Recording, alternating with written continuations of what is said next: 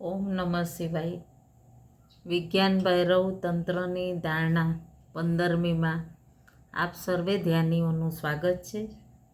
વિજ્ઞાન ભૈરવમાં ખૂબ જ અગાઢ પ્રેમમાં ભગવાન શિવજી સાથે વાર્તાલાપ કરે છે કે સંસારમાં મનુષ્ય નાના પ્રકારના લોકો આવશે અને એ દરેક જીવ પોતાના ઉદ્દેશ્યની પ્રાપ્તિ માટે જ સંસારમાં આવ્યા હોય છે અને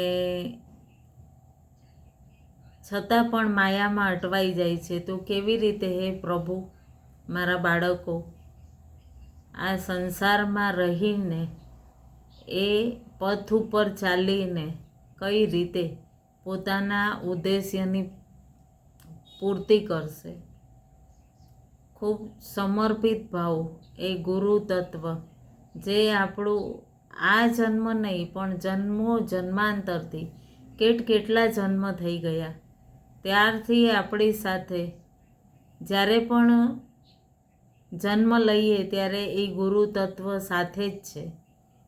તો જ્યારે આપણે સાધના કરીએ, ભક્તિ કરીએ અને ધ્યાન કરીએ ત્યારે પોતાની ચેતનાની અંદર ઉતરવા માટે આ ગુરુ તત્વ જ સહાયક છે. અને આપણને દરેક આત્માઓને ખબર છે એનું પરમ ઉદ્દેશ્ય શું, કારણ કે એ તો હંમેશા જાગૃત છે. ગુરુ તત્વ એટલે જ્યારે પણ પૂર્ણ સમર્પિત ભાવથી તમે ગુરુ તત્વ માટે પ્રાર્થના કરીને ધ્યાનમાં ઉતરશો તો એ પરમ દિવ્યતા પ્રાપ્ત કરી શકશો. તો સ્વાગત છે આપ સર્વે ધ્યાનીઓનું, ઝૂમ અને યુટ્યુબના પરિવારનું, મારા યુટ્યુબ ફેમિલીનું પણ. અને પ્લીઝ આપ સૌને એક રિક્વેસ્ટ કરીશ કે આપ સૌ મારી ચેનલમાં આવો છો તો દરેક વખતે લાઈક જરૂર કરો અને ચેનલને જો સબસ્ક્રાઈબ ન કરી હોય તો સબસ્ક્રાઈબ કરી દેજો. અને બીજું તો ખૂબ જ પ્રેમપૂર્વક પોતાના પરિવારજનોને પણ શેર કરો અને એમને પણ સબસ્ક્રાઈબ કરવા માટે કહેજો.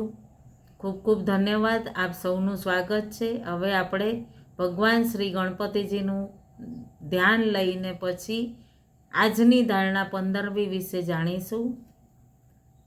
વક્રતુંડ મહાકાય સૂર્યકોટિ સમપ્રભ નિર્વિઘ્નં કુરુ મે દેવ સર્વકાર્યેષુ સર્વદા સર્વકાર્યેષુ સર્વદા. ઓમ શાંતિ શાંતિ શાંતિ. ઓમ નમઃ શિવાય. આપ સૌમાં વસતા શિવ શિવા અને ગુરુ તત્વને મારા કોટી કોટી વંદન. આજની ધારણા વિજ્ઞાન ભૈરવ તંત્ર ધારણા. ભૈરવ અને ભૈરવી પોતાના આત્મ સાધ માટે અને પૂર્ણ દિવ્યતાથી આપણે જ્યારે પોતાના અંતરમાં ઉતરીએ છીએ, તંત્ર તકનિક જે 15મી વિધિ આપણે જાણીશું, ખૂબ આપણી અંતરમાં ઉતરવાની દિવ્યતાને બતાવી છે. આમાં એવું સરસ અવધાન આપ્યું છે, શિવજીએ કીધું છે કે માથાથી કરીને 7 દ્વાર, માથાના 7 દ્વાર, એને કોઈ અભ્યાસ નથી કરવાનો, કોઈ મહેનત નથી કરવો, બધા દ્વાર બંધ કરી દેવા. અને જુઓ, આપણને ખબર જ છે કે અહીંયાથી પ્રવાહ જાય છે, ઉર્જા છે આપણી અંદર, પણ હું આ શરીર છું એ તો આપણે બધા જાણી ચૂક્યા છીએ કે શરીર મારું કવચ છે, ખોલ છે, આ એક ઘર છે આત્માને રહેવાનું. તો એને પૂર્ણ રૂપે આપણે જાણવા માંડી ગયા છીએ. અને અગર આપણે અંદર હું જે કોણ છે એની ઉર્જા છે જેને કાર્ય કરવા માટે આપણે પોતાનું પ્રેઝન્ટ કરવું છે, આધાર એક શરીર છે, એ આધાર છે. હવે આપણને વિદ્યુતનો પ્રવાહ તો ઘરમાં આવે છે, જ્યાંથી પ્રવાહ આવે છે, પણ એને કેવી રીતે વાપરશો તમે? તો વાયરિંગ થાય, પછી વાયરમાં કરંટ આવે, પછી એના દ્વારા આપણે વિવિધ પ્રકારના ઘરના ઉપકરણોને વાપરીએ. અને જો વિદ્યુત જ નથી તો એ ઉપકરણો શું છે? કોઈ જ કામના નથી. એવી જ રીતે આ સ્વરૂપ છે આપણું શરીર, એ આપ્યું છે આપણને. આપણે પોતાને પ્રેઝન્ટ કરવા માટે આ શરીર આપ્યું છે, અને એના દ્વારા આપણે એ ઉર્જાને અનુભવ કરી શકીએ. જો આપણા ઇલેક્ટ્રિક ઉપકરણો છે એ તો આપણા માધ્યમ છે, પણ આ શરીર પણ એવું જ છે, એ માત્ર માધ્યમ છે. એ આપણને અંતરમાં જાગૃતિ આપે છે, અને આ એક માધ્યમ છે. એના દ્વારા અંદરની ઉર્જા, અંદરનો કરંટ જે આપણને પ્રકાશ આપે છે. એવી જ બિલકુલ આ વિધિ આપણા અંતરના અંદર જે આત્મા છે, એ પરમ તત્વ આત્માનું સ્વરૂપ, આપણું મેન પાવર જે છે ને, આપણે કહીએ કે જ્યાંથી આપણે ત્યાં ઘરમાં વિદ્યુત પ્રાસ થઈ જ રહી છે, એ આ વાયર મારફતે, અને એ આ શરીર છે. તો એને આપણે જોવાનું છે.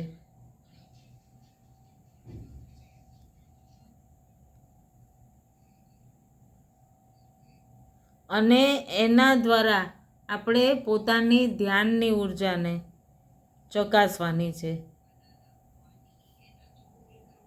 જો વાણી છે એનાથી આપણે બોલવું, ત્વચા છે એનાથી સ્પર્શ અનુભવ કરીએ છીએ, અને આપણને સ્પર્શ ત્વચાથી આપણને ખબર પડી જાય કે અંતરની અંદર જે પણ સ્પર્શની અનુભૂતિ છે, આપણા જગતના અનુભવ કરીએ છીએ, એ બધા દ્વાર જ છે આપણા શરીરમાં.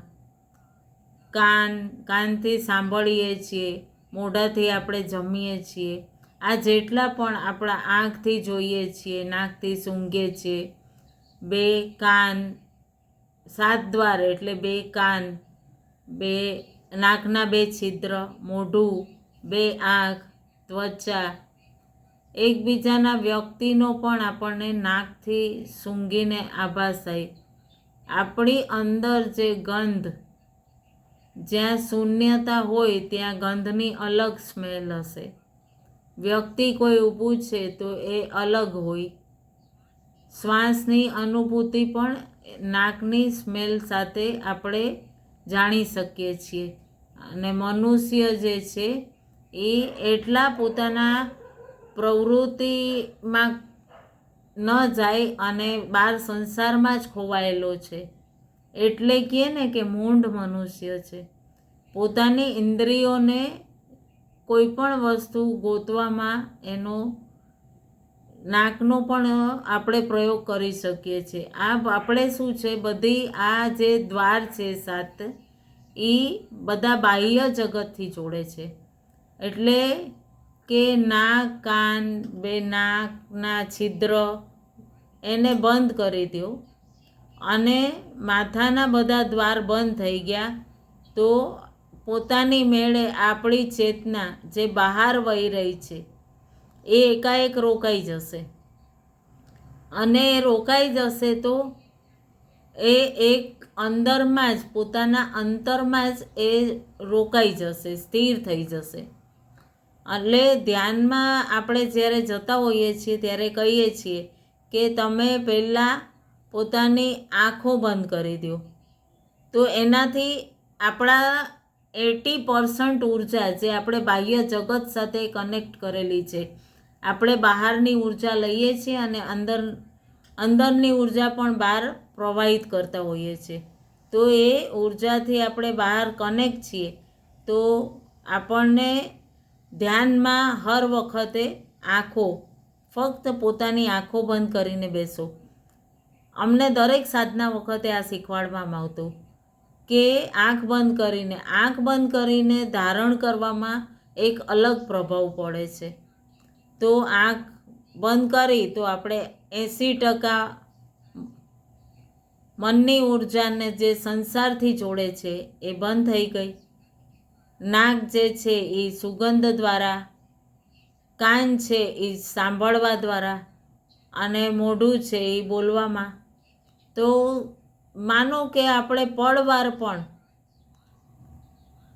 આપણે રોકી દઈએ, એ તો બધું ઠીક છે, પણ માનો કે આપણે શ્વાસ જે બહારથી લઈએ છીએ અંદર નાકના બંને છિદ્રો દ્વારા, અને એમાં આપણે બહાર સાંસારિક વિચાર દ્વારા આપણે જોડીએ છીએ, તો એ વિચાર આપણી નાસિકા દ્વારા જે શ્વાસ લઈએ છીએ તે આપણી અંદર વિચાર પણ સાથે જાય છે. તો વિચાર અંદર ગયા એટલે એને જાગૃત કરવા અંદર શ્વાસ જોઈએ. અને અગર જો આપણે પોતાની શ્વાસથી જોડાયા છે તો આપણને જ્યારે ધ્યાનમાં જોડાઈએ ત્યારે કહેવામાં આવે છે કે ફક્ત શ્વાસથી જોડો. તો નાકથી જ્યારે જોડાઈએ છીએ ત્યારે ફક્ત શ્વાસ દ્વારા. તો નાકના દ્વારા જે આપણી અંદર ઉર્જા જાય છે તો એને આપણે એ રીતે અનુભવ કરવું છે કે જે બ્રહ્માંડની ઉર્જા આપણી અંદર જઈ રહી છે એને અનુભવ કરવો છે. એ શ્વાસની સાથે આપણે કેવું છે કે બહારની દુનિયાથી જોડાયેલા છીએ કે આ થશે, આ નહીં થાય, હું કામમાં સફળ થઈશ કે નહીં થાઉં, પણ આપણે છે ને વર્તમાનમાં નથી હોતા. આપણે હંમેશા ભૂતકાળ અને ભવિષ્યની વચ્ચે જ રહેલા હોઈએ છીએ. એટલે અમારા ગુરુ કહેતા કે વર્તમાનમાં જીવો. તો વર્તમાનમાં જીવીએ તો આપણી બધી ઇન્દ્રિયો બાહ્ય તરફ નહીં જાય, અને ઇન્દ્રિયો બહાર નહીં જાય તો શુદ્ધ ચેતનાથી જોડાશું, અને શુદ્ધ ચેતનાથી જોડાશું તો પૂરું કાર્ય સફળ થઈ જશે, અને આપણે એ આનંદમાં એ દિવ્યતાને પ્રાપ્ત કરી શકતું.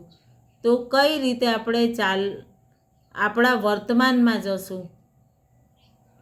તો વર્તમાનમાં જવા માટે આપણે ખૂબ સુંદર આપણને એક સાંભળો છો તો કાન બની જાઓ, બોલો તો મોઢું બની જાઓ, ખાઓ તો ભોજન બની જાઓ, જે કાર્ય કરો એ જ બની જાઓ.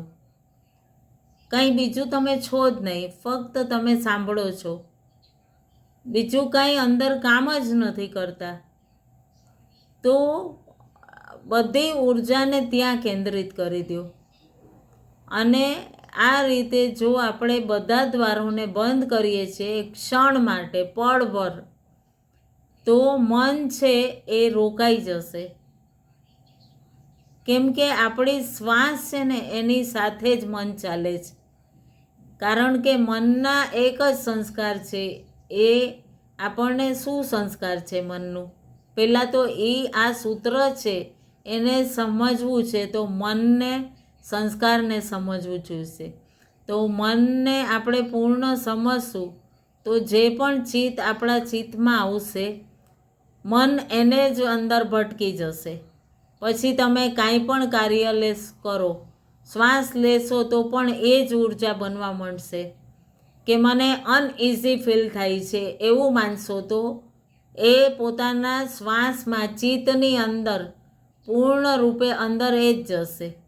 પણ કોઈ પણ વિચાર આવે છે તો મનને એની સાથે નહીં જોડવાનું. મન છે એને શ્વાસ સાથે સિર્ફ એક અવસ્થા આપો, શ્વાસ, અને એના એ સંસ્કાર છે જે ચિત્ત સાથે જોડાયું એ જ પોતાના વ્યક્તિત્વને બનાવે છે. તો મનને શું કરવું છે? ફક્ત વિચાર નથી આવવા દેવા.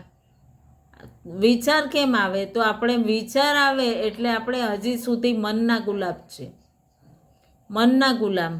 બાહ્ય સંસારમાં આપણે રમી રહ્યા છીએ, અને આ ન થયું, આપણે સીધા ભૂતકાળમાં પહોંચી જશું. મેં કદાચ આમ કર્યું હોત તો સારું હતું.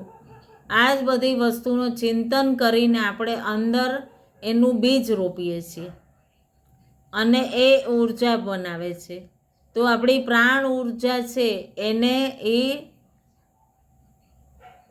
આપણે અનુભવ નથી કરી શકતા, અને એ અનુભવ કરવા માટે આપણે એ મનને પૂરું આપણા કંટ્રોલમાં ફક્ત શ્વાસથી જોડવાનું અને વિચારને આદત બનાવો કે ધીરે ધીરે વિચાર આવવું બંધ થઈ જાય, અને એ બંધ થશે તો તમે મન ઉપર અધિકાર પામી લેશો. અને મન ઉપર જ્યાં આપણે અધિકાર કાબુ લઈ કર્યું, અધિકારમાં આવી ગયું આપણા, તો મન એકદમ શુદ્ધ ઉર્જા જે બ્રહ્માંડની એ જ્યાં સુધી જશે એ આપણી આત્મા.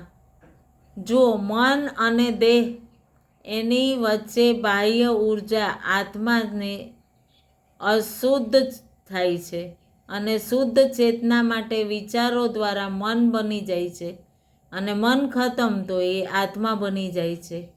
તો જ્યારે શું કરવું છે કે શ્વાસ સાથે પૂર્ણ રૂપે જોડાઈએ છીએ તો શુદ્ધ ચેતના બની જઈએ છીએ. એટલે પૂર્ણ રૂપે આપણે શું કરવું છે, પોતાના અંદર અનુભવ એ રીતે કરવો છે કે આપણી અંદર કીધું છે કે માથાના 7 દ્વાર બંધ કરી દો. જેવા આપણે એ 7 દ્વાર બંધ થશે કે ચેતના જે ચિંતનની ગતિ હતી એ સ્થિર થઈ જશે, અને એ જ ભીતર સ્થિર થઈ ગઈ. એક એક દરવાજા બંધ થઈ ગયા તો, અને ધીરે ધીરે એ ચેતના સ્થિર થઈ જશે, અને ચેતના જ્યાં સ્થિર થઈ ગઈ તો એ બહાર નહીં જાય. બહાર નહીં જાય તો એ અંદર જ્યાં આપણું પ્રવાહી જે પાણી કેવું છે કે ઢળાવ હોય ત્યાં જ જાય.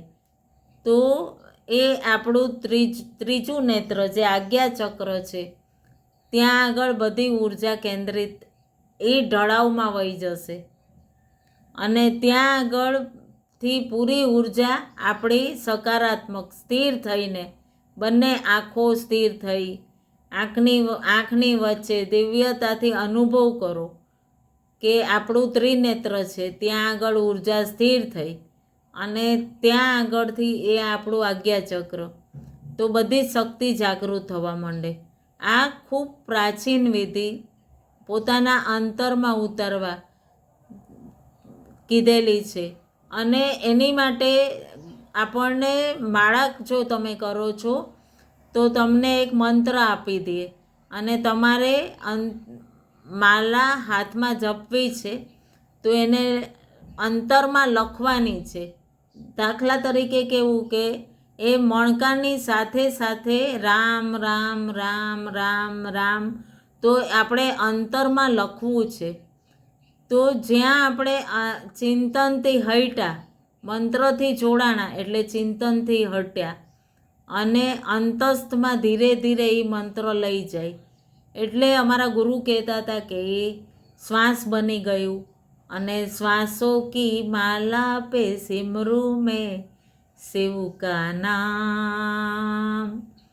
એટલે એ મંત્ર આપણો ગુરુ બનીને આપણી શ્વાસ જ્યાં અંતસ્થમાં જાય છે ત્યાં સુધી આપણને લઈ જાય છે, અને ધીરે ધીરે આપણું જે મુખ્ય ચક્ર આજ્ઞા ચક્ર છે ત્યાં એક પ્રકાશ બને છે. આપણી જે આ બહારના નેત્ર જે છે એ સીમિત છે, એ અમુક લિમિટ સુધી જ જોવે છે, પરંતુ જ્યાં એ જાગૃતિ ત્રીજા નેત્રની શક્તિ એ અસીમ છે. તમે બીજાના મનની વાત પણ કેટલે દૂર કોણ બેઠું છે, અને એ અપદાર્થ છે, એ વસ્તુ નથી, અને જે વસ્તુ નથી એને પણ એ જોઈ લેશે. તો વસ્તુ નથી એ શું છે, તો આપણી સૂક્ષ્મ શક્તિ, અંતરના ભાવ.